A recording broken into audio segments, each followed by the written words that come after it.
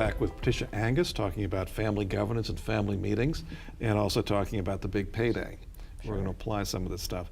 Sure. You've looked at, I guess you've known that video for a long time, right? Sure. You've seen it a sure. long time. Yeah. Saw it live before they made it into a video, which was, it feels different, but same idea, yeah. And when you look at that family that we have just seen briefly, how would you apply your vocabulary we've just learned from you to that family, your 3 C's and 3 P's? And Sure. I love it. They are the classic chaos family. And I'm sure that Waits wouldn't believe that. I'm sure Martha wouldn't believe that. The children, grown adults might understand that it's now chaos. And it could be at that moment from chaos to coordination. You know, they might be right on the cusp. They have an opportunity now because they've certainly reached a wall. It's classic in that obviously Waits and Martha spent a lot of time probably with a philanthropic advisor thinking about the foundation. They actually had thought through their mission quite a bit. They probably spent some time with a lawyer and a financial planner. Certainly the idea that they were doing GST trusts, I imagine that's what they were going to set up for Danny. So they thought they had everything in order. I mean, really, it feels as though in the first scene or two, Waits and Martha are thinking, this is great, everything's, you know, sort of hunky-dory. But the moment of the sort of the people clashing together shows you that it's really underneath not so organized. And when you think about the 3 P's, you know, principles, what do you see there if you were going to apply that lens? Yeah. In a way, it's all over the map, because I do see some overlapping common values, which you will find in every family. I love when I interview family members and they say, my values are very different from everyone else. And then they end up using the exact same words to describe their values. So most families have some commonality of values and some that are different. And often across generations, even within a generation, you'll see that overlap. Here, they're certainly sort of on their values side. There is a community sense of involvement, certainly among, I mean, somebody who devotes his career to studying birth defects, that's one sort of service.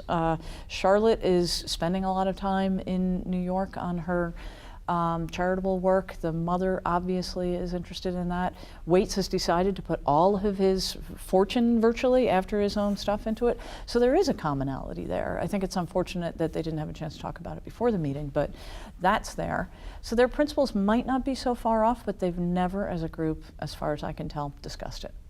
Certainly no policies on who does what. I think those will be dictated from above, which sounds as though the way it's been done over time. And you could say that this governance system was being run as a dictatorship.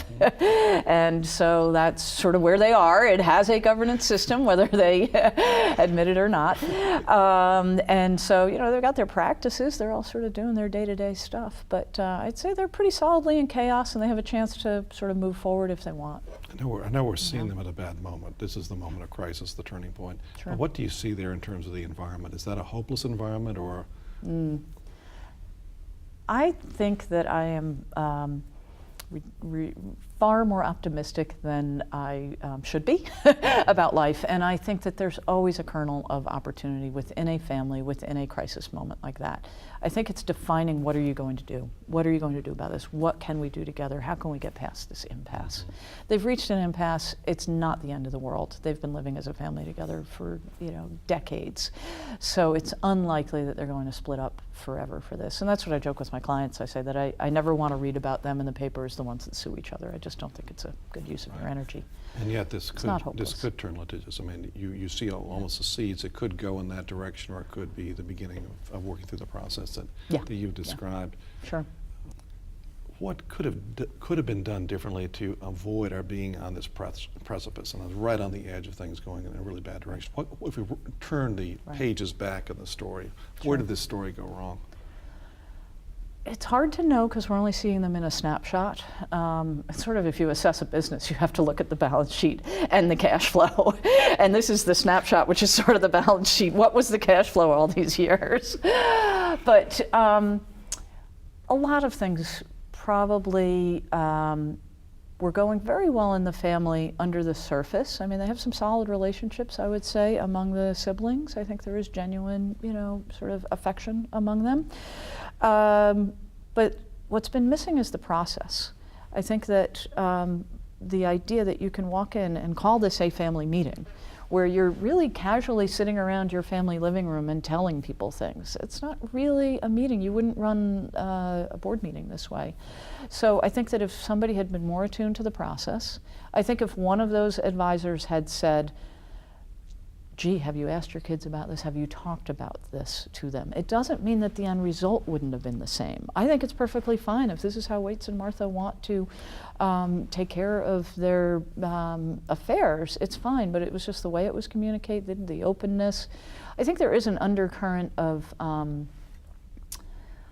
not necessarily distrust, but the relationships need some work in terms of, and I'm not a psychologist, so I'm sort of speaking beyond my expertise here, but that clarifying roles between each other and clarifying intentions is important, I think. So I think a lot of work could have been done as a precursor to this.